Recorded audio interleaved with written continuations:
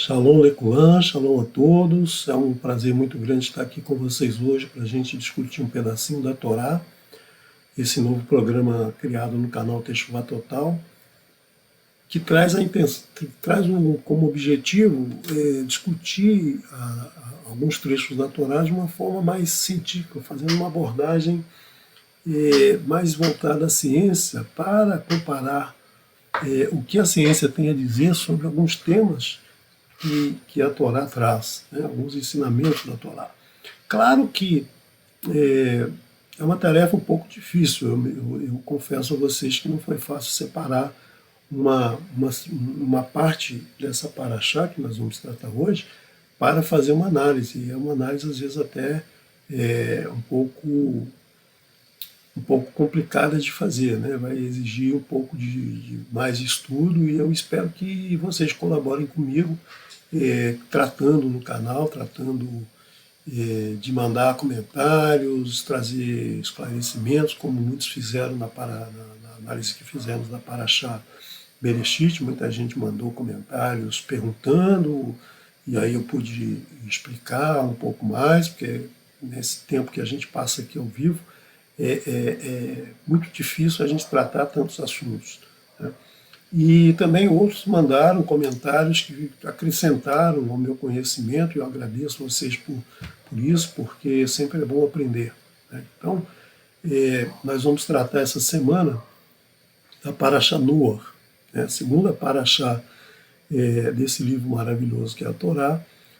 E nós vamos hoje então fazer uma pequena abordagem de um dos tópicos aí que eu escolhi para falar, e futuramente, se Hashem, se o Eterno permitir, a gente volta a discutir outros tópicos aí, porque essa paraxá é muito rica, ela traz muito conteúdo e ela tem muita ciência, muito número, né? Se vocês olharem aí só de datas de idades de pessoas, aí são dezenas, né? Então a gente tem aí muitos dados, muitos números para tratar, e esse foi um caminho que eu adotei, né? Tratar alguns números que saltam diretamente no texto. Então, para vocês terem uma análise aí mais criteriosa, uma análise mais aprofundada dos ensinos que estão na Torá, eu convido vocês então para, nesse próximo Shabá, na sexta-feira ao pôr do sol, ao domingo pôr do sol, ao sábado pôr do sol, vocês acompanhar o nosso querido Moré Daniel Ferreira, beijo Daniel, com um tratamento que ele vai dar dessa paraxá. Vocês vão ver que tem muita coisa nessa paraxá e muita coisa que naquela época traz reflexos até hoje. Até hoje a gente tem aí, dentro do comportamento humano, resquícios daquele momento lá vivido depois que Adão e Havá saíram do Gan Eden, do Jardim do Éden, né? Então, como a gente sempre fala, abra seu coração nesse momento, abra seu coração para que o Eterno fale diretamente a você, para que você tenha mais clareza de entender o que nós vamos tratar, e para que você também desperte em você o gostinho de estudar um pouco mais de ciência, né? Porque ciência é muito gostoso, é muito importante, mas a gente precisa ter um contato maior, a gente precisa ter esse desejo despertado, né? Então, a gente lá no Jardim do Éden, no Éden, né, a gente foi apresentado a árvore do conhecimento bom e ruim, e o conhecimento é assim, é bom e ruim, a gente tem que aprender a separar esse lado ruim do lado bom. É muito difícil, eu sei, é muito difícil a gente separar o lado bom do lado ruim, porque o lado bom muitas vezes ele traz um prazer lento, pouco a pouco, passo a passo, né? A gente leva muito tempo para ter resposta de ser bom. Só que quando isso começa a crescer, ele começa a crescer de uma forma exponencial, ele cresce muito. E o lado ruim, muitas vezes, ele te dá um prazer, te dá um retorno muito rápido, né? Sobe a adrenalina, sobe as endorfinas, a pessoa fica excitada, eufórica e tal. Mas isso é fogo de palha, isso acaba logo, aí a pessoa precisa mais. Então, as pessoas que lidam sempre com o mal, elas têm essa necessidade de estar sempre fazendo mal. Por quê? Porque esse mal é momentâneo, traz um prazer momentâneo. Então, a Torá, ela nos ensina a buscar o bem, pouco a pouco, meiotes, meiotes. Né? Então, a gente vai, aos poucos, trazendo, desenvolvendo isso, e é um momento que a gente começa a desenvolver isso dentro de nós, a perceber melhor o bem. Confesso para vocês, isso vem uma enxurrada e esse prazer não termina de hoje para amanhã, isso aí te acompanha o tempo todo. Né?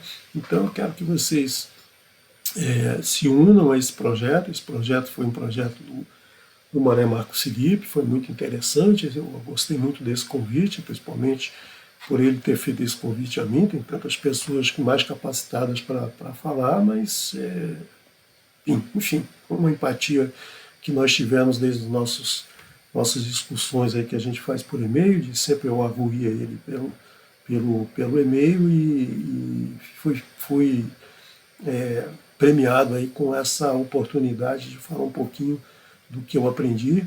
E vai ser muito bom, espero que vocês gostem, espero que vocês deem retorno, espero que vocês me questionem bastante. Esse material vai ficar todo aqui no canal do Telegram, então vocês apontem o telefone para cá, vocês vão baixar o programa Telegram no telefone ou no computador, se quiser, pode ser usado nos dois, e aí a gente vai colocar para vocês os PDF aí dessas apresentações, para que vocês leiam, releiam, ouçam novamente a apresentação para poder aprofundar um pouco mais e para tirar dúvidas. Eu espero que no final dessa paraxá vocês tenham mais dúvidas do que tem agora. Por quê? Porque é a dúvida que traz o conhecimento, é a dúvida que faz você buscar por respostas mais profundas, por respostas mais amplas do que a gente vai conseguir falar hoje aqui. Nosso tempo é muito curto. Né? Então, sem mais delongas, vamos iniciar a nossa paraxá de hoje, né? Que a nossa paraxá, ela vai ser a paraxá Noah, né?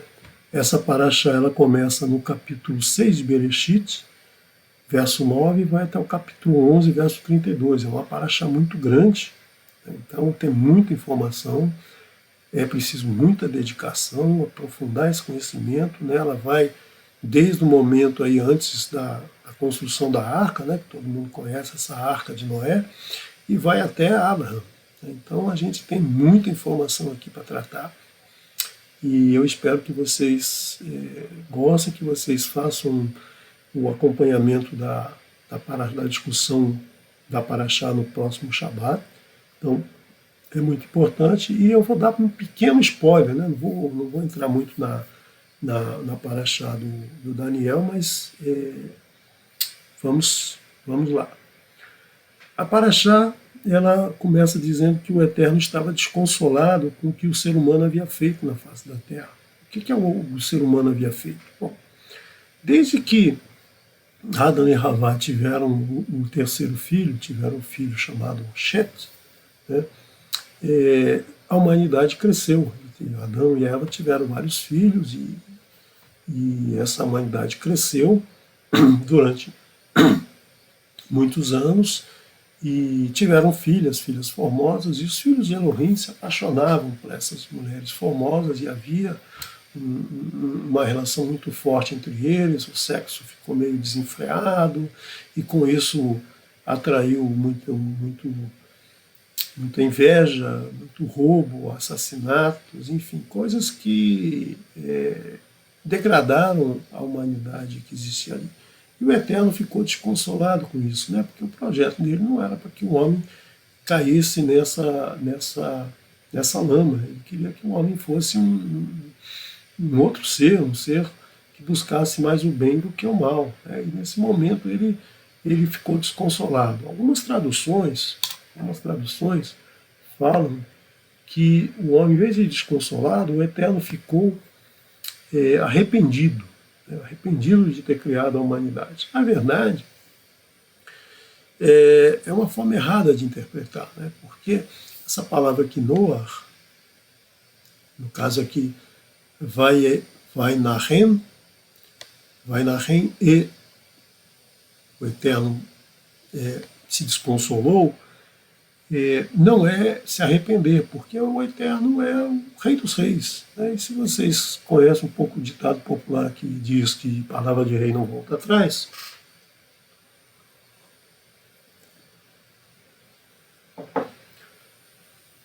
palavra de rei não volta atrás. Isso quer dizer o quê? Que todo o que um rei promulga, toda lei que um rei promulga, ele não pode cancelar essa lei. Só um próximo rei pode cancelar essa lei. Então, ele não se arrepende. E o Eterno é eterno, não vai ter nenhum rei depois dele. Então, toda a lei que ele criou é uma lei que vai ficar para sempre. Isso dá um certo conforto para a gente, porque a gente garante que o nosso mundo não vai amanhã degringolar do nada. Né? Por quê? Por que eu falo isso? Né? Como a gente viu na Parashá Bereshit, o mundo é composto de matéria, e a matéria é composta de átomos. Né? O átomo é uma partícula, ou várias partículas de carga positiva no núcleo, né?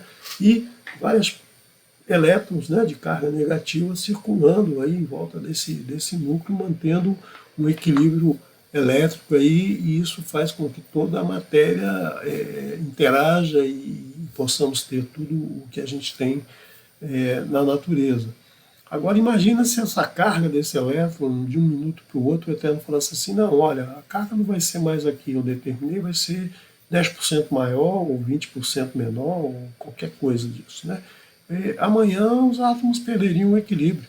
Né? Então não haveria mais equilíbrio atômico, essas partículas todas se desintegrariam e toda a massa, toda a matéria do universo se desintegraria. Então o Eterno não vai em nenhum momento mudar uma regra que ele fez. Pode, o Eterno pode tudo, mas não acredito que ele queira acabar com a vida humana ou com o universo a partir de um desejo. Né? E a gente vai ver mais à frente, quando a gente tratar da Parashá Balaque, mais à frente, que Balaque era um rei moabita, e ele estava com medo dos israelitas invadirem o seu espaço, e aí contratou um feiticeiro chamado Balaão, né, o Bilã, para amaldiçoar o povo israelita. E aí o que ele faz? Né? Ele pede para Bilã fazer essas maldições, e Bilã então conversa com o Eterno.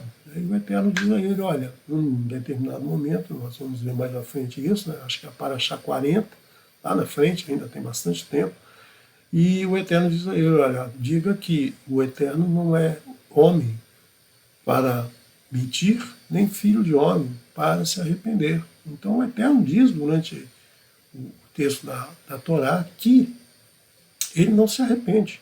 Né? Então nós temos que ter em mente isso. Então, desconsolado é melhor do que arrependido. Né? Então, nós temos aí que o ser humano e os animais e todos os seres rastejantes, as aves do céu, estavam naquele momento condenados. O Eterno não queria mais que aqueles seres ocupassem o nosso planeta e decidiu então eliminar todos. Né? Eliminarei da face de toda a terra a humanidade que criei, e não apenas os seres humanos, mas os animais, seres rastejantes e aves dos céus, pois me desconsola arrepender, o que é traduzido como arrependo, tê-los feito. Mas, naquele momento, apareceu um cara chamado Noah. Né? Então, Noé, foi um cara que encontrou graça aos olhos do Eterno. O que quer dizer isso, né? Encontrar graça aos olhos do Eterno? A palavra Noah, Nun, Het, essa palavra ela significa graça, consolo. Então, naquela época, os nomes das pessoas eram dados como algo que acontecia, né? Algo que acontecia no seu nascimento ou uma profecia que era dada em cima daquela criança que estava nascendo. Então Noa já nasceu um ser, como se diz aí, muitos sábios dizem, ele já nasceu perfeito. Então ele era um cara que ele tinha essa graça, tinha esse consolo. Então nós vamos ver aí a gemátria dessa palavra. Né? O Nun vale 50, o Het vale 8, então isso dá 58.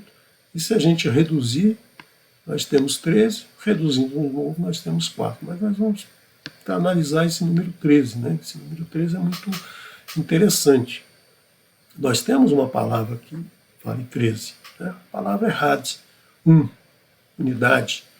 Então, Errad se escreve Aleph, Het e Dalet. Então, nós temos 4 do Dalet, 8 do Het e 1 do Aleph, soma 13 novamente. Né?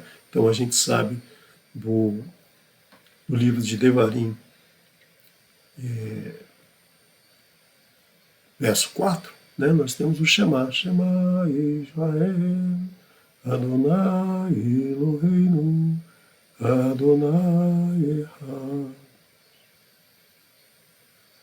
Então, ouve Israel, Adonai é o teu Criador, Adonai é um. Ou seja, não existe mais de um Adonai, só não existe nada além de Adonai. Então, isso é o número 13, o mesmo número de consolo. Existe mais uma palavra que é soma 13, a palavra Havá, amor. Né? Então, a Havá é o número 1 do Aleph, 5 do rei, 2 do Bet e 5 do outro rei, somando 13 novamente. Então nós temos aí, mais novamente, o número 13 como mais uma opção para a palavra consolo, para a palavra graça, Noar. Então, o Eterno escolheu Noar por quê? Porque Noar era um homem justo, um homem íntegro, né, para a sua geração. Ou seja, é essa pessoa que o Eterno falou, não, peraí, eu não vou destruir a humanidade, não, eu vou dar uma chance aqui graças a esse Noar, né, graças a esse homem que vai ser quem vai poder fazer algo pela humanidade, tirar a humanidade dessa perversão toda que está acontecendo aí. Né? Então, resumindo, a Terra estava corrompida, em chamas, com muita violência, com muita brutalidade, falsidade, né? com povo com a sexualidade à flor da pele e uma perversidade nesse sexo. Então, isso fez com que a solução era acabar com tudo. Né, começar de novo, passar uma régua e começar de novo toda a humanidade, todos os seres vivos. Mas Noa era um ser justo, um tzadik, perfeito, um caminho, então o Eterno falou, não, peraí, eu vou incumbir Noa dessa missão. Né? E como é que ele fez isso? Né? Ele deu um tempo ao ser humano. Né? Eu acho que essa ideia de construir a arca, ela foi trabalhosa. Ninguém constrói uma arca das dimensões que a gente vai ver daqui a pouco. Ninguém constrói essa arca aí de um minuto para o outro, de um mês para o outro. Foram alguns anos, né, que a gente teve que cortar muita madeira, deve ter aberto um deserto enorme lá, derrubando cipreste, né, para fazer essa arca. E Noa, nesse meio tempo, ele ainda tentava fazer com que as pessoas voltassem, né, fizessem o caminho de volta para o Eterno, ou seja, fizessem techuvá, que essas pessoas voltassem para o Eterno, fizessem techuvá para tentar fazer com que as pessoas não passassem pelo que estava previsto que elas passariam. Mas as pessoas escarneciam de Noa. As pessoas achavam que ele era maluco, que não tinha nada a ver, que bom mesmo era fazer o que eles faziam, que não tinha nada desse negócio de arca. Né? Então, lamentável, né? Sempre que aparece um arauto, sempre que aparece uma pessoa tentando trazer uma coisa boa, aqueles que não querem fazem um movimento contra, né? Tentam impedir que isso aconteça. Bom, Noa fez a parte dele, lógico. Então, enquanto isso, né, enquanto se construía a arca, Elohim esperou por muito tempo para que essas pessoas tivesse arrependesse, fizesse techuvá, mas parece que eles não tinham esse interesse em fazer techuvá. E no ano 600 de Noa, veio o Mabu, o dilúvio. E aquelas pessoas que estavam rindo, né? Aquela mulherzinha que estava rindo lá, olha aqui, ó, perdeu a barca, né? Todos eles perderam a barca. A barca, como a gente diz aqui no Rio de Janeiro, perdeu a barca passou, já era, né? Perdeu. Então, essas pessoas todas desapareceram, né? E nós vamos ver em mais detalhes aí o que aconteceu. Bom, eu vou tratar um pouquinho agora desses números da arca, né? Porque a gente olhando a Torá, a gente vê que tem coisa aqui, né? Por exemplo, qual é o tamanho da arca? Né? O tamanho da arca é muito interessante.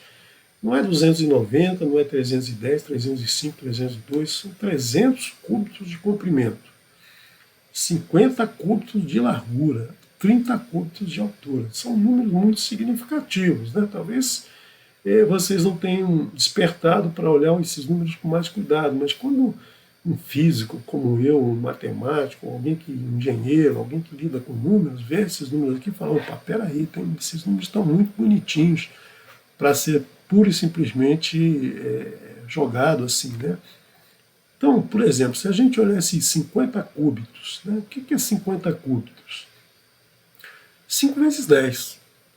5 é um número significativo na Torá.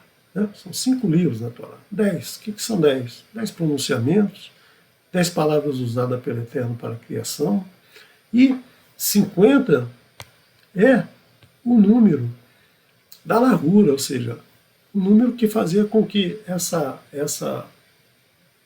arca flutuasse. Né? Porque se ela fosse 30 de largura e 50 de altura, provavelmente ela tombaria.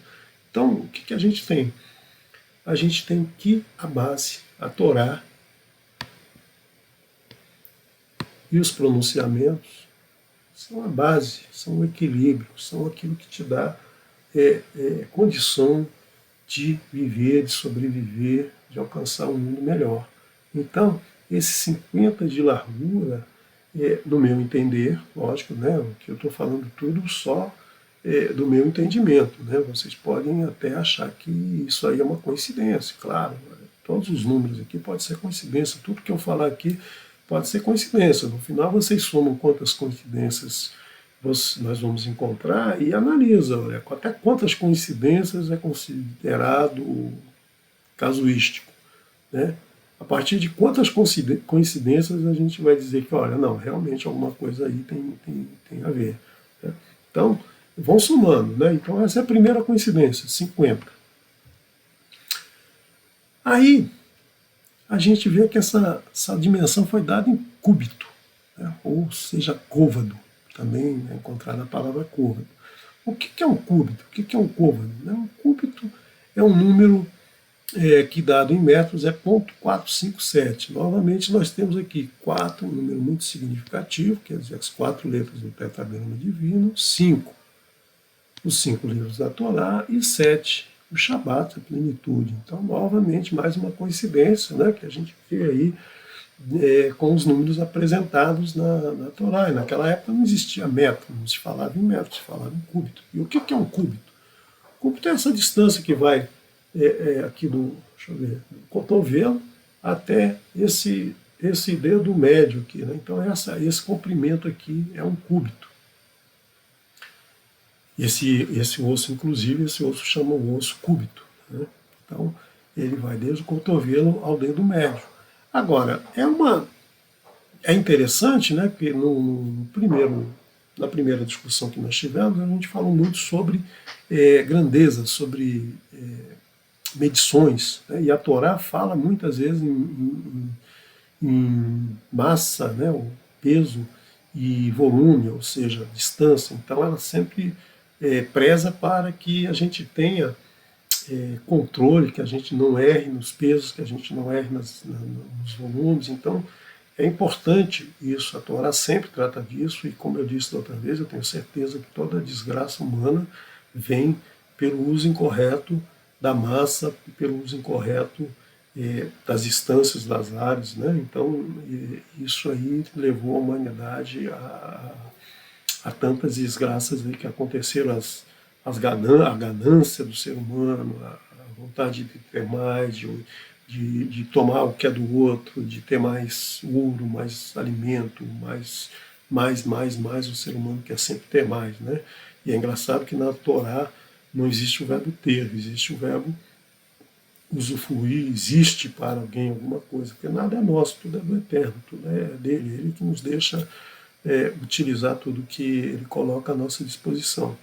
Então, o cúbito é essa medida. Essa medida é o primeiro padrão de referência conhecido, adotado pelo ser humano. É um padrão de referência para grandeza e distância. O que é um padrão de referência? O padrão de referência é aquele padrão que todo quanto é distância que existe num país, por exemplo, ela tem que se referir a um padrão de distância. Esse padrão é chamado padrão de referência do país.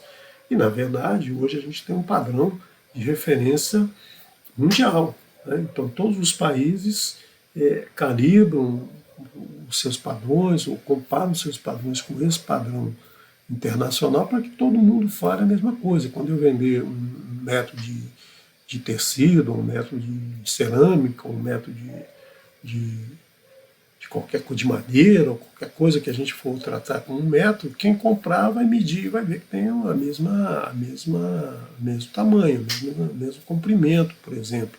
Né? Por exemplo, se você constrói um carro e tem um parafuso que tem um determinado número de passos por centímetro ou por milímetro, se alguém tirar esse parafuso e tentar botar outro, tem que ser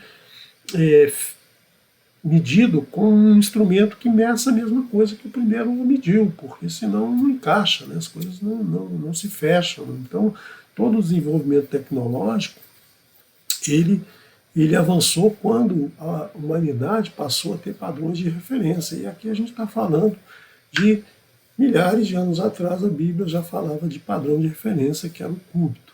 Né? Então, naquele momento, existia um problema sério, né? Porque o padrão de referência ele tem que ser igual para todo mundo.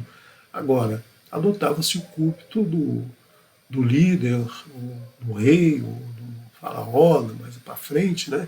E cada um tem um braço de um tamanho. Um cara mais alto tem um braço mais comprido, é esse ponto 457, podia ser ponto 4.5, ponto 45, né? Vocês vão ver até se procurarem na internet definições que tem um número um pouquinho diferente. O meu, felizmente, é exatamente esse ponto 457, né? Talvez eu fosse do tamanho do Noah. Então, isso é uma brincadeira, mas isso acontecia, né? Cada vez que mudava o rei, na época ainda não eram reis, na época era um líder do grupo, né? Ou alguém que tinha uma determinada tarefa a fazer e usava aí o seu braço como uma medida. Né? Pegava uma vara, media esse tamanho e usava essa vara para medir as madeiras lá que ele ia usar na arca. Né? Então esse é um padrão de referência. Em 1875, já houve uma convenção internacional do metro, né, chamada Convenção Internacional do Metro. O Brasil foi signatário disso, Dom Pedro II assinou essa convenção e passou-se a utilizar o metro no Brasil. Então, a partir de então, já havia uma definição que era adotada internacionalmente, né, apesar de que alguns países ainda utilizam jarda, utilizam outros valores, mas que tem uma relação única, né? Não é mais a polegada do tamanho do dedo de alguém, né? Então, ou o cúbito, o tamanho do braço de alguém. Então, vejam, aqui a gente já tem uma definição de uma coisa importantíssima para o nosso desenvolvimento tecnológico. Isso está na Torá lá atrás. Isso vem lá de milhares de anos. Então, mais uma coincidência, né? Será que isso é assim mesmo? Agora vamos ver o tamanho da arca, em metros. Né? 300 cúbitos vezes 0,457 metros por cúbito, isso dá 137,1. A largura, 50 vezes 0,457, dá 22,9. E a altura, 30 vezes 0,457, dá 13,71. Quer dizer, esses números aqui têm muito a ver. Esse número é um número interessante, né? Porque Todo físico que tenha menos de 100 anos, né, quer dizer, praticamente todos os físicos que existem na face da Terra, quando vê esse número aqui, sente um arrepio na coluna, porque esse número aqui é um número que foi descoberto lá através de uma relação matemática em 2015 por um físico chamado Arnold Sommerfeld. E é um número muito importante dentro da física. Né? Se você hoje tem mecânica quântica, se você hoje tem comunicação via satélite, se você tem um monte de coisa, esse número aí ele vem desse estudo, né, da mecânica quântica. Então, só dando uma ideia para vocês, o que era a arca? Né? A arca era alguma coisa desse formato aqui, né? Era uma coisa, isso aqui é estilizado, é desenhado em função do que a gente tem na Torá. E aqui um comprimento aqui de 300 cúbitos, 137 metros, uma largura de 50 cúbitos, 22,3 metros, e altura de 30 cúbitos. Então, se vocês olharem, as dimensões são monstruosas, 12 ônibus ou 24 carros, e ainda caberiam talvez 120 mil ovelhas aí dentro. Então, cabe coisa pra caramba dentro dessa... não, a nave é pequena, não vai caber todos os animais que existem na Terra. Mentira, cabe bastante coisa, né? Tem bastante coisa para dentro. Outra coisa interessante que tem nessa descrição da arca é que a arca fala, você vai dividir um andar térreo, um segundo andar e um terceiro andar. Até hoje, a gente utiliza isso nos prédios, né? Nos prédios residenciais, nos edifícios, a gente entra pelo térreo, sobe para o segundo andar, sobe para o terceiro andar. Alguns já estão mudando, estão dizendo que entra no térreo e vai para o primeiro andar, outros já entram no zero e vai para o primeiro andar, mas durante muito tempo os prédios todos eram andar térreo, segundo e terceiro andar. Né? Então isso já está na Torá, já vem escrito lá atrás. Os arquitetos já podiam pegar dali e construir seus prédios usando mais essa coincidência aí numérica que a gente acha, ou de definição que a gente encontra na Torá.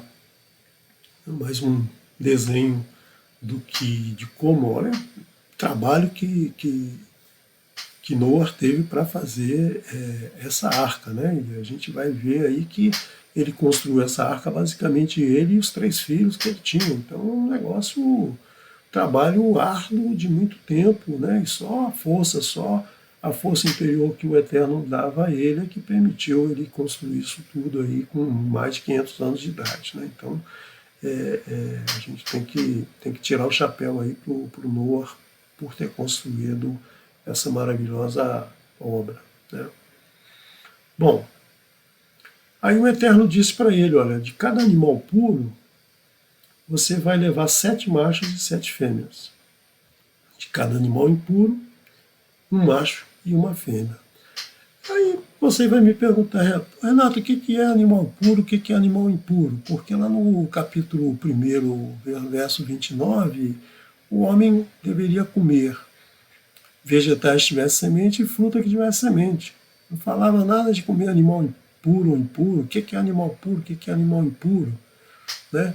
Então, por que o Eterno fala isso? Ora, o Eterno sabia que o dilúvio duraria muito tempo. Ele não ia fazer uma chuva que nem essas tempestades que caem nas nossas capitais, em um dia enche uma rua e faz uma desgraça, cai em prédios, inundam casas, morre gente, enfim, uma tristeza só quando a gente vê essas coisas acontecendo, mas aqui foram mais de 150 dias chovendo. Então, os animais que existiam na face da terra morreram. As plantas não morreram, uma boa parte morreu, mas muitas delas já não está fazendo mais fotossíntese, então não estavam metabolizando, não estavam produzindo alimento, não existia fruta para se comer.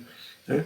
Então o Eterno falou assim, olha, eu vou colocar 7 machos e 7 fêmeas de animal puro, porque eu vou dizer para o homem que ele vai poder comer animal, desde que guardadas algumas regras, né, que vocês vão ver no estudo da Paraxá, quais eram essas regras para se poder comer o animal. Né? E seriam animais puros, não seria qualquer animal. Por isso que tinha que ter animal suficiente para que as pessoas que estavam sendo carregadas na, na arca, e os animais que estavam na arca também pudessem se alimentar. Por isso que entraram 7 machos e 7 fêmeas de animal puro. O animal impuro entrou um macho e uma fêmea, porque era suficiente só para procriar e só para preservar a espécie. Então, dos puros teriam animais para preservar espécies e teriam os animais que seriam usados como alimentos, né? Então, isso é muito importante. E os seres humanos que entraram na arca eram 8. Noé, Shem, que passou a ser conhecido como Sem, Ham, que passou a ser traduzido como cão, que na verdade significa quente, e Yefet, Jafé, e suas esposas, né? Então a gente vê aqui que esse nome Shem, ou Sem, foi o nome que deu origem a várias palavras, como a gente usa hoje: semente, sêmen, semita, né? Todos os descendentes hebreus, no caso aí, né, semitas, vieram de Shem, né? Então por isso que a gente fala o povo semita, né? O povo semita é o povo que veio de Shem, né? E suas esposas. Na Torá, muitas vezes, ela não fala o nome das esposas das pessoas, dos homens, né? E isso fica parecendo até que é uma coisa machista, mas na verdade não é, porque a gente viu lá na criação que o Eterno separou Havá de um osso de Adão, né? Então, na verdade, quando falava Adão, ele estava junto com Eva, estava junto com Havá. E o homem deixará a sua casa, a esposa deixará a sua casa e se juntarão, se tornarão um. Então, quando a gente fala Noar e sua esposa, na verdade é um ser. Quando a gente fala Shem e sua esposa, é um ser. Quando a gente fala Ham e sua esposa, é um ser. Quando a gente fala Yefet e sua esposa, é um ser só. O homem e a mulher estão em igualdade, estão em igualdade, né? Então, na verdade, não existe essa separação na Torá entre o homem ser mais do que a mulher. Não, não, não. Eles nasceram juntos, eles estavam no mesmo osso, né? Foi um osso de um que foi feito o outro. Nem a mulher é superior ao homem, porque apareceu depois, como muita gente fala, a mulher apareceu depois, então é superior ao homem. Não, nem o homem é superior à mulher, porque muitas vezes não se fala o nome da mulher.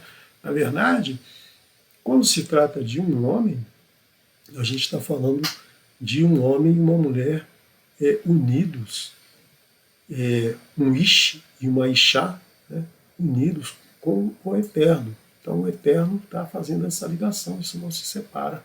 Tá? Então por isso que muitas vezes a gente não tem aí o nome das mulheres dentro das explicações da Torá. Tá? E esses 8 aí foram preservar a vida humana. Então nós temos novamente o número 8, o número, a letra Het. A letra Het. A letra Het. Aqui junto, né? A letra Het, que vale o 8, que como a gente viu na Parashá Bereshit, tem a ver com o nome do Eterno, né? Com o nome que soma 26, né? O nome o tetragrama que soma 26, que passa a ser 8, que é essa letra Het. Então, entraram na arca 8 seres humanos, que desses seres humanos vieram todos os seres que estão hoje na face da Terra, né? Os chamados Binei Noah.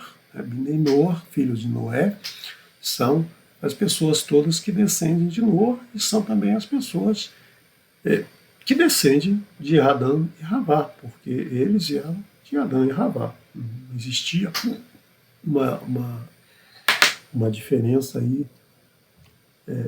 Desculpe, eu não mostrei aí o número, né? Então vamos voltar aqui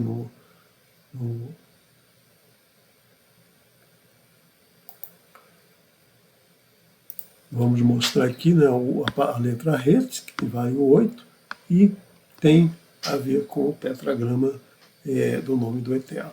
Tá? Então são essas 8 pessoas que deram origem a toda a humanidade que sobreviveu à arca, né? São as pessoas que vieram da arca. Bom, agora vamos voltar àquele número 137, né? Aquele número 137, quando a gente vê esse número aí, um físico como eu treme, né? A gente fica aí, poxa, que número, né? Esse número, o que que é? 137 de comprimento, ou 13,71, que são os mesmos números, né? Na arca. Esse número aí, quando a gente divide 1 por esse número, 1 por 137,05, né, no caso depois da vírgula, é chamado constante de estrutura fina.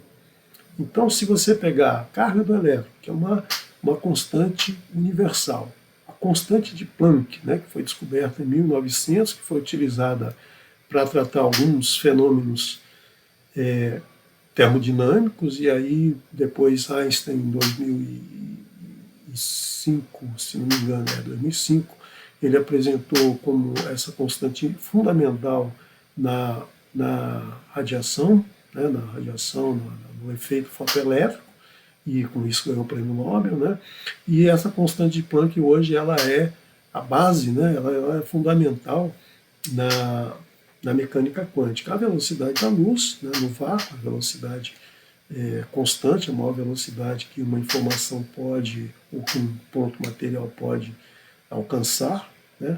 E a permissividade elétrica do vácuo, ou seja, essa permissividade elétrica do vácuo é aquela que permite a interação elétrica. Quanto maior a permissividade, menos a eletricidade pode fluir, ou seja, você tem um material isolante, ele tem uma permissividade elétrica muito alta, você não passa a energia do elétron por esse material. Quando a permissividade é muito pequena, quer dizer, a menor que existe é a do vácuo, então você, através de uma relação, que eu não vou discutir com vocês essa relação matemática aqui, mas você encontra isso aí na internet, você tem esse número 1 sobre 37. E esse número é um número importantíssimo no universo. Se ele fosse um 38 ou um 36, o universo seria totalmente diferente do que ele é hoje. Ele representa a magnitude da força eletromagnética, ou seja, o que mantém os elétrons ligados aos átomos, né, quando eles giram em torno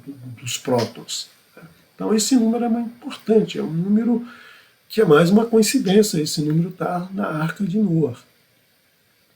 E desde 2019, esse número, essa constante de Planck, ela passou a ser o padrão de referência para a massa. Então, se vocês veem aqui, ó, um número que é usado na Arca de Noé, que tem a ver com uma constante de Planck, que no ano 2019 passa a ser um padrão de referência de massa. Mais uma coincidência, mas eu fico impressionado com essas coincidências, porque é um número que não.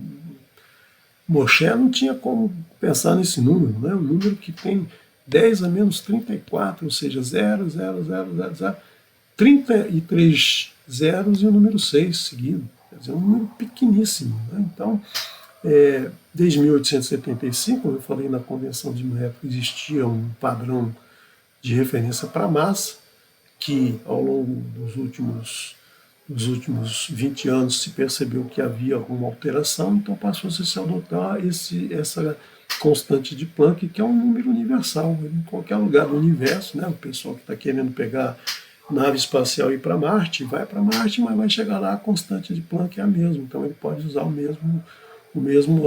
mesma referência para fazer objetos lá, fazer massa, enfim, construir casa, sei lá o que eles vão fazer em Marte, mas pode usar essa constante como referência.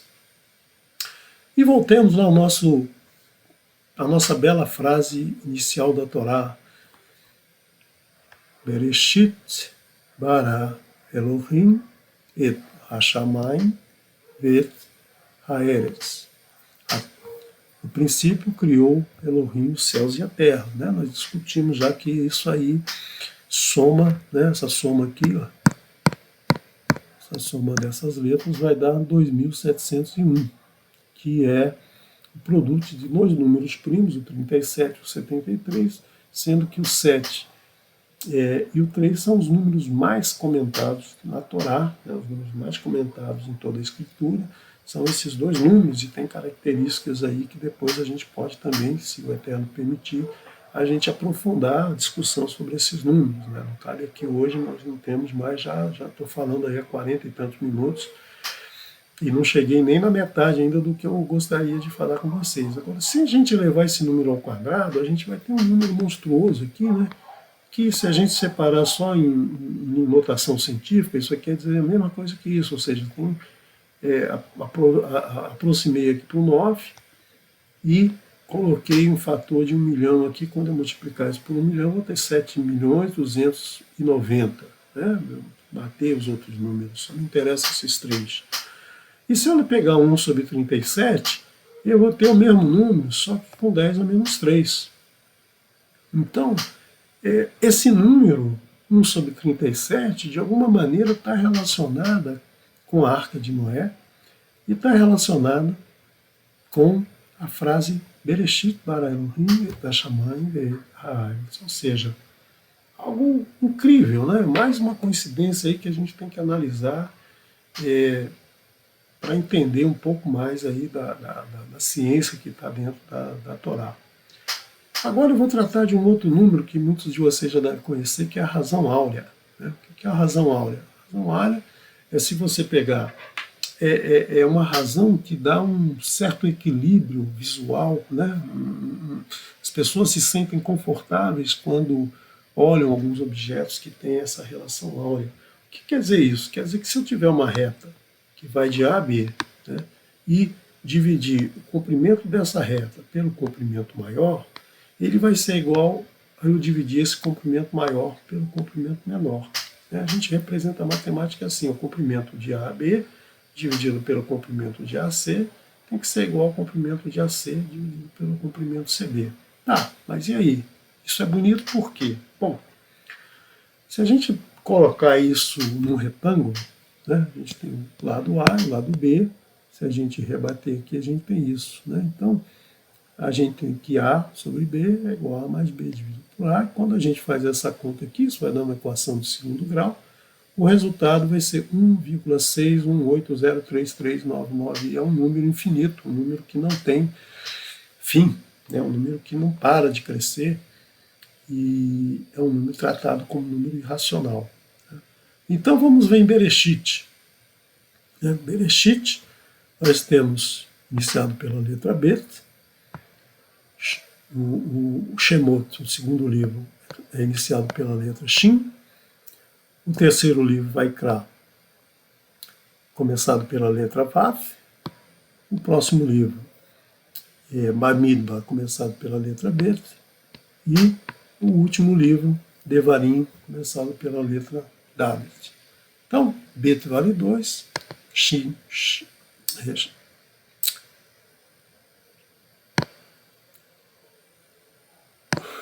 o Shin vale 300, desculpa. O Vav vale 6, o Bet vale 2 e o Dalet vale 4. Soma 314, quer dizer, é um pi vezes 100, quer dizer, pi é 3,14, mas a gente tem aqui os mesmos números do número pi. Então, a gente pode ter uma relação entre o número φ e o número π. São dois números irracionais, isso aqui é uma função cosseno, né, que representa uma onda.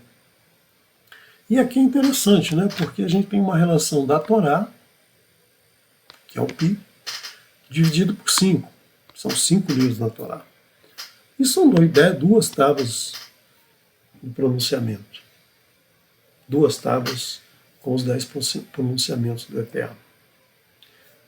É mais uma coincidência, né, que a gente tem que analisar por que isso é assim, como é que a Torá coloca isso tudo, como é que a Torá tem todas essas coincidências, né, por que o Bereshit não chama outro nome, por que Shemot não começa com outra letra, né, por que Vaikra começa com uma letra que vale 6, enfim, não temos resposta para isso, mas sabemos que isso aqui dá os 3 números do pi, e que esses 3 números são relacionados com o número φ, que é um número adotado, é um número visto, observado internacionalmente, né? O que é o número φ? Esse número φ, se a gente olhar as dimensões do corpo humano, ele está presente. Se a gente pegar lá o cúbito, né, que a gente definiu antes, do cotovelo à mão, nós temos um comprimento, e da mão até a ponta do punho até a ponta do dedo, essa razão aqui, você tem o número φ. Né? No rosto, a gente tem o número φ. Nos dentes, a gente tem o número φ. Então, se vocês olharem, o corpo humano é cheio de relações com o número φ. Então, por isso que às vezes a gente olha para uma pessoa e sente uma empatia, porque ela tem a relação de número φ muito, muito próxima desse valor. E outros que têm uma, uma aparência um pouco deformada, né, que são pessoas que têm algum problema qualquer, elas não têm essa relação e às vezes as pessoas não sentem essa afinidade, acham que tem alguma coisa errada. E a gente vê isso também na mão, a gente vê isso nos animais. Então os animais aparecem, né, na relação de posição de marcas na borboleta, tamanho do golfinho, né, o rosto de um tigre, todos esses números, todos esses objetos têm um número φ. Por exemplo, nós temos, se a gente pegar um retângulo que tenha proporções áureas, né, as proporções e dividir ele em proporções áureas, novamente a gente consegue traçar uma espiral, né, que a gente chama de uma espiral logarítmica, e essa espiral ela tem um número φ dentro dela. E essa espiral é a espiral que a gente encontra nos caramujos, por exemplo, nesses pequenos seres. Né? A gente encontra na formação das ondas, as ondas se formam de acordo com esse número φ, e a gente encontra no olho do furacão, né? A gente vê claramente como se forma um furacão, e a gente vê nas galáxias, né? A nossa galáxia, desse tipo aqui mais ou menos, e a gente está aqui mais ou menos aqui na beiradinha da galáxia, né? Num dos braços da galáxia, e tem a forma do número φ. Então isso é muito, muito interessante. Agora, esse número φ a gente pode também transformar num ângulo de 137 graus. Olha só, um próprio 137 que vinha lá da Arca de Noé. Né? Então, se a gente pegar aquela curva e for fechando ela, né, se a gente pegar essa curva e for fechando, fechando, fechando, a gente tem um círculo, e esse ângulo aqui, ó, esse ângulo alfa, é 137,5. E por que esse ângulo é importante? Muitas plantas elas se desenvolvem utilizando esse ângulo alfa. Ou seja, se você tem uma semente de girassol aqui, a próxima semente vai nascer aqui. Né? Vamos colocar esse ângulo e a semente cai aqui no meio, outra aqui, outra aqui. Vamos ver de uma certa maneira as sementes do girassol se colocam na flor de acordo com esse ângulo de 137. Por exemplo, a primeira semente, uma segunda semente, uma terceira semente, e sempre esse ângulo vai se formando até que a gente forme o girassol aqui com todos esses ângulos entre eles de 137,5 graus, né, que é o 137 que nós vimos lá no comprimento da Arca de Noé em metros. Né. Então, uma planta, quando ela cresce, distribui suas folhas de forma a receber a maior quantidade de luz possível, né? Porque a luz é fundamental para a planta, para ela fazer fotossíntese e produzir energia aí que vai movimentar a seiva dentro dela, que vai alimentar toda a planta, né? E vai distribuir por todas as suas células os minerais os átomos que ela tirou pela raiz do solo. Então ela precisa dessa luz. E se uma folha nascer em cima da outra, ela não recebe luz. Né? Então a gente vê que as folhas de baixo são maiores, né? E a posição delas é de tal forma que elas vão receber luz de forma igual. Então, elas vão rodando, nasce uma folha aqui, a outra folha está com 137 graus e meio, a outra 137 graus e meio, e assim as de cima, quer dizer, elas têm esse ângulo embutido no seu gene. Né? Então, de uma certa forma, isso é importante para que a planta se desenvolva e obtenha a maior luz possível. E esse ângulo, ele faz com que nenhuma folha caia exatamente em cima da outra. As folhas são sempre deslocadas, né? Então isso é muito interessante. Agora nós temos uma outra maneira de descobrir esse número φ, né? Vamos representar, por exemplo, que zero seja a ausência de luz, né? Hoje nós temos um mundo digital, onde tudo é 0 e 1, né? A gente sabe que nos computadores funciona tudo com 0 e 1, é a base numérica, base 2, né? Então só tem 0 e 1, a base 10 tem de 0 a 9, a base 2 tem 0 e 1. E a gente sabe isso, utiliza muito bem isso, por quê? Porque um processador de um computador nada mais é do que milhares e milhares de chaves liga e desliga, né? Então liga, a gente deixa uma corrente passar, e quando desliga, a gente impede que a corrente passe, né? Então, current in, current out. Então a gente passou a usar como in, o in e out, o o como desligado. Ou a gente usa hoje em dia um símbolozinho para ligado e desligado dessa maneira, né? Que é o in e o out. Então a gente pode representar aqui a luz, a ausência de luz, como escuridão, né? A ausência de luz, a escuridão, a gente representa pelo número 0.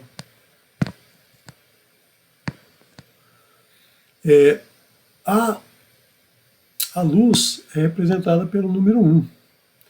Então, a escuridão, ela sempre vai querer ser luz, ela vai se transformar em luz, né? Então, a gente viu lá no segundo verso de Bereshit, né, que no início era escuridão, e o Eterno falou, Yehior, que haja luz e houve luz. Então, a escuridão passou a ter luz. E quando a gente tem luz, a gente não quer perder a luz, a gente quer manter a luz. Mas muitas vezes a gente apaga essa luz, né? Então o que a gente quer é manter a luz, mas infelizmente às vezes essa luz se apaga, a nossa menorá se apaga. Então o nosso objetivo, a nossa menorá, o nosso poste de luz, o nosso candelabro, ele tem que se manter aceso, mas nem sempre é possível. Então a gente pode construir um desenho dessa maneira aqui, ó. A gente pode fazer o seguinte: começar da luz, e essa luz pode apagar ou ficar acesa. A luz apagada vai ficar acesa. A luz que já está acesa, ela pode apagar ou ficar acesa. E vamos repetindo isso, tá? Vamos repetindo isso indefinidamente. E aí a gente conta quantos uns tem nessa primeira linha, quanto tem nessa segunda, nessa terceira, nessa quarta, quinta, sexta, e por aí vai. Então a gente percebe o seguinte, que esse aqui repetiu o anterior, esse aqui são as duas linhas anteriores somadas, esse aqui são as duas linhas anteriores somadas, esse aqui são as duas linhas anteriores somadas, esse aqui são as duas linhas anteriores somadas, né? Então a gente verifica uma sequência muito interessante, né? Se a gente dividir um número pelo anterior, a gente vai chegar, quando esses números aqui, né, se a gente crescer bastante esse número, se tornar um número muito grande, a gente vai chegar naquele mesmo número do φ, né, aquele número que a gente viu lá, que está nos planetas, que está nas plantas, que está em todo o universo, no ser humano, enfim, em todos os lugares que tem a ver com o número 137, que são as dimensões da arco, que estão lá no primeiro verso de Bereshit, né? Então, mais uma coincidência aí que a gente vê. Esse número também está na mão, né? Essa sequência aí que a gente observou, chamada sequência de Fibonacci, essa sequência ela é muito utilizada, inclusive, no mercado de capitais, né? As pessoas analisam ações, se vão subir, se vão descer, como elas estão se comportando ao longo do tempo, através de sequências de Fibonacci. Fibonacci foi um filósofo italiano lá que observou a criação de coelhos e percebeu que, de uma certa maneira, essa reprodução obedecia a esses números, né? 2, 3, 1, 2, 3, 5, 8, 13, 20, 21 e por aí vai. 20, né? Então, por exemplo, o tronco de uma árvore, se vocês observarem, ele cresce um tronco, depois ele tem dois, depois ele passa a ter três, depois ele passa a ter cinco, depois ele passa a ter oito e assim vai. Né? Se você pegar só esse pedaço aqui, você tem um, depois você tem dois, depois você tem três, depois você tem cinco. Em qualquer pedaço da árvore, você vai ver a mesma forma de crescimento, né? Que está lá na Arca de Noé. Então aqui a gente vê, olha, um, três, aqui dois, aqui três, aí aqui já cinco, e aí vai, né? Então é uma sequência que está dentro de todos os seres vivos, né? Então dentro do nosso corpo, nas plantas, nos animais, a gente tem esse número fio, ou essa sequência de Fibonacci. Né? Então vamos pegar essa sequência e ver assim, número de dias que podemos encontrar num calendário, né, no mês, que seguem essa sequência de Fibonacci. Então a gente tem o dia 1º, o dia 2, o dia 3, o dia 5, o dia 8, o dia 13, o dia 21. Né? O próximo número seria 34, a soma desses dois, né? E já um mês vai até 31, então esse morre. E veja que o mês que tem 28 dias também tem esses mesmos números. E pelos os meses a gente tem 1, 2, 3, 5 e 8. Né? Então, o próximo é 13, não tem mês que número 13. Então, paramos no 8. E se a gente coincidir números Fibonacci consecutivos, de dia e mês, nós teríamos essa data, 2 do 1, 3 do 2, 8 do 5, 13 do 8. Não existe o dia 21 do 13. Né? Então, nós temos aqui só esses valores aqui. Né? E aí, quando a gente vai ver na Parashat Noah, Deus deu 7 dias, né, de prazo ainda para o ser humano se arrepender, deu uma deixazinha para o ser humano fazer techuvá. E a partir daí ele ia começar a chover 40 dias e 40 noites, e eliminar todas as criaturas. E aí, não se arrependeram, não fizeram techuvá. No 17º dia do segundo mês do ano 600 da vida de Noah, então aqui a gente tem uma data, né, e o ano, a idade de Noah. Então vamos ver o que isso tem a ver com o nosso calendário. Nessa época, o primeiro mês era o mês de Tishrei, e o segundo mês era o mês de Reshvan. Né? Então esse prazo aí que o Eterno deu, esse prazo que o Eterno deu, caiu entre o dia 10 e 16 de Reshvan, né? Que é equivalente ao nosso outubro e novembro. E após o Pêssar, o que aconteceu? O primeiro mês passou a ser o mês de Nissan, o mês da primavera. Né? E esse Reshvan passou a ser o quê? O 8º mês. Então a razão áurea, aqui, como a gente viu aqui, né? Essa razão áurea está entre o dia 12, 14 ou o dia 13 do 8. Então, das possibilidades que a gente tem para os números de Fibonacci, esse aqui é o que está mais próximo do número. Né? E se a gente pegar esse número 1,618 aqui e subtrair do 1.625, a gente tem 0,007.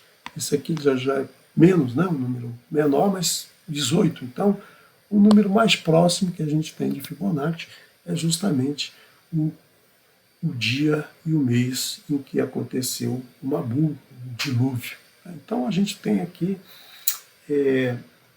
essas relações que são muito interessantes, que são relações matemáticas que a gente vê na natureza, que a gente vê em todos os seres vivos, que a gente vê no universo, né? Esse número de Fibonacci é muito interessante, né? E isso está na Torá, isso vem da Torá. A Torá já trazia isso há mais de 5 mil anos atrás, né? Isso aconteceu antes de Moshe escrever a Torá. Né? Isso aí aconteceu antes de Moshe existir, isso aí aconteceu antes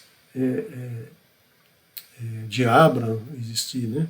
Então, é muito interessante a gente ver que dentro da Torá nós temos informações matemáticas muito, muito interessantes, né?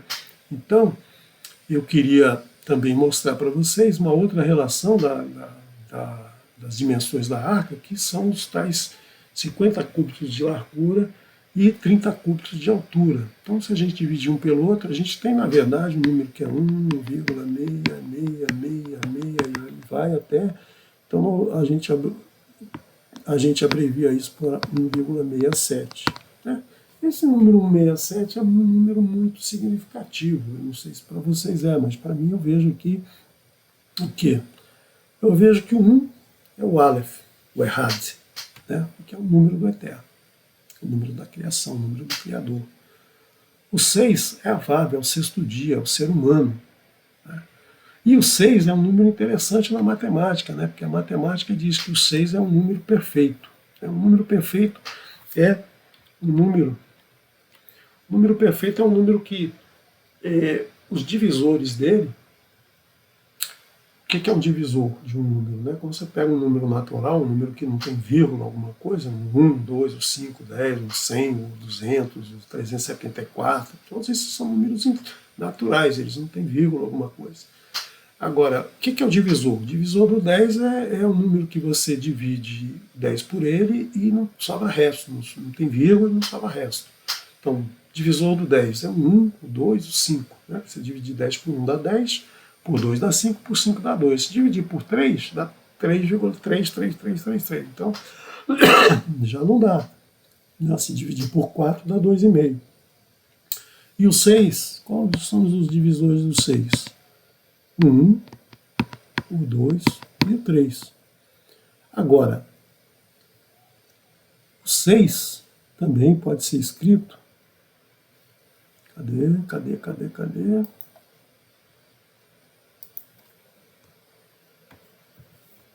Aqui. Achei o mouse, né? Porque às vezes eu me enrolo aqui com esse negócio de gravação, sabe? Então vocês me desculpem que ainda falta prática. O 6 tem divisores como 1, 2 e 3, mas se somar 1, 2 e 3, também dá 6. Então 3 vezes 2 vezes 1 dá 6, e 3 mais 2 mais 1 dá 6. Sabe qual é outro número abaixo de 100 que também tem essa propriedade de ser um número perfeito? 28. 28 é divisível por 1, é 28. É divisível por 2, dá 14. É divisível por 7, que dá 4. É divisível por 4, né, que dá 7. E é divisível por 14. Tá? Vou fazer isso direitinho aqui para vocês.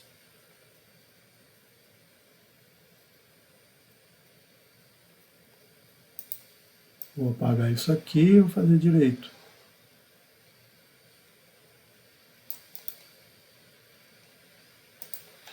O 28, então, é divisível por 1, por 2, por 4, por 7 e por 14. 1 mais 2, 3. 3 mais 4, 7. 7 mais 7, 14. 14 mais 7, 28. Então, o número do ser humano é um Vav, que é 6, que é um número perfeito. E a primeira frase de Bereshit, que tem 28 letras, também é um número perfeito. O próximo número perfeito é 400 e tanto. Então, você vê que é mais uma coincidência aí que a gente tem que tratar com carinho, porque são muitas coincidências. Né? Bom, então nós tivemos o 1,67. Então, 1 é o Aleph, o 6 é o Vav, e o 7 é o Shabbat. É o 1 mais 6, ou seja, é o número da plenitude. Né? Então, quando você divide a largura da arca pela altura da arca, você tem o homem, você tem o eterno, e você tem, desculpa aí, e eu acho que eu não fiz nada de acordo com o que vocês tinham que ver. Bom, vou colocar aqui, tá? O 6 é igual a 1 mais 3 mais 2. e o 28. Prometo que eu vou treinar isso aqui para fazer direitinho, tá? Próxima vez eu vou estar um pouquinho melhor. Tá? Então são os números perfeitos. Então aí a gente tem um ser humano unido ao eterno, a gente tem aí a largura da arca dividida pelo, pela altura. Né? Então a arca de Noé, ela traz aí algumas características muito importantes, né? Números e mais números aí que a gente... E a gente só está arranhando um pouquinho da superfície dessa paraxá. Vocês vão ver aí no próximo Shabat, não percam, né? Vocês não percam esse Shabat, porque esse Shabat a gente vai tratar aí de muitos detalhes dessa paraxá. Se você não está acostumado a cumprir o Shabat ou acompanhar as leituras do Shabat, imagina que o Shabat é apenas um episódio de uma série dessas aí que a gente vê nas mídias. Né? Então, as pessoas veem uma série, aí vê um episódio da série, vai lá tal, e discute lá com a família, com o filho, com o marido, com o irmão e tal. Não, eu vi uma série e tal, e o cara lá no episódio número 5 da série tratou disso, tratou daquilo, tratou daquilo outro. Considere a Torá como sendo uma série, né? Uma série de 54 episódios. E cada semana você vai ver um episódio no Shabat. No Shabat você discute esse episódio. E o canal aqui, o nosso canal Teshuvá Total, né? O Teshuvá Total, ele olha aqui meu dedo aqui no Teshuvá Total, nesse canal do YouTube ou no Telegram, você pode acompanhar a sua série preferida, a melhor série que poderia ter sido escrita para a humanidade. Você pode ver uns episódios, um por semana, né? Um episódio que você vai poder ver com calma, discutir bastante, que vai te trazer muita informação, que vai te trazer muito crescimento. Então, não perca, tá? O próximo episódio aí do Shabat, né? No próximo Shabat agora, no próximo sábado, tá? Então, eu só queria que vocês, no final, pensassem nessas coincidências todas de números, né? Os números, o 137, o número 1 dividido por 137, que é um número importantíssimo dentro da física, um número importantíssimo no nosso universo. O número 1, o número 3, o número 7, que são números fundamentais na Torá, o eterno é 1, a gente tem várias referências ao número 3, a gente tem o 7, que é o número da plenitude, e o 137 é o comprimento da Arca de Noé em metros. Então, sabe, isso aqui respira ciência aqui, respira matemática, e eu gostaria que se alguém se interessar por isso aqui, já vou ficar muito feliz de ter podido compartilhar essas informações com vocês e volto a dizer, isso aqui é só um arranhãozinho que eu fiz aí nesse trabalho. Lógico, acompanhei o trabalho de outras pessoas, né? Eu usei muito material aqui do colega lá do Igarapé Grande, no Maranhão. Eu agradeço aí a permissão que ele me deu para usar alguns desses slides que estão aqui. Quem quiser se aprofundar mais, ele tem milhares de estudos, há mais de 35 anos que ele estuda as relações matemáticas da Torá, então vocês podem gratuitamente ter acesso a muitas e muitas informações. Cada vez que eu vejo um arquivo dele, aí eu fico maravilhado, porque é uma pessoa que se dedicou muito, uma pessoa que tem um coração muito bom para estudar, buscar e distribuir isso. Tá?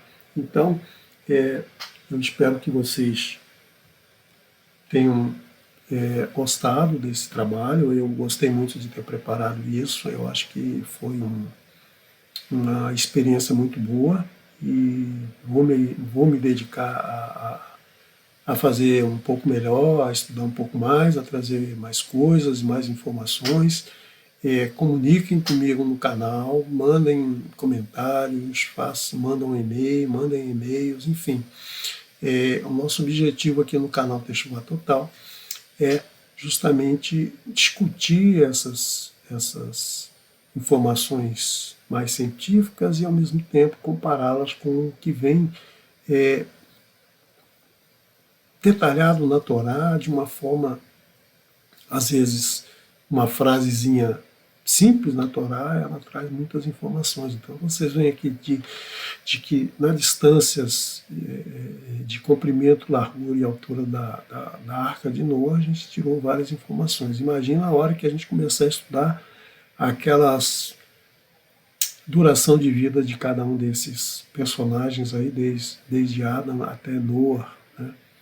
Então, eu só quero agradecer a vocês a paciência e o tempo que vocês passaram me acompanhando. Eu agradeço muito ao canal da Techuvá, por permitir, por me convidar para fazer esse trabalho. Isso é muito gratificante para mim, né? Porque me faz estudar um pouquinho mais, me faz buscar essas informações, me faz pesquisar e me faz aprender, porque muitas coisas que eu não sabia há algum tempo atrás e agora eu tive a felicidade de aprender. E, mais que tudo, quero agradecer ao Eterno essa oportunidade de poder estar transmitindo o seu ensinamento para pessoas que buscam esse ensinamento. Tá? Então, quero que o Eterno abençoe todos que estão assistindo, né? Quero que o Eterno ilumine a vida de vocês, quero que o Eterno traga para vocês cada vez mais conhecimento, cada vez mais esclarecimento, e que vocês sejam muito felizes. Shalom, shalom.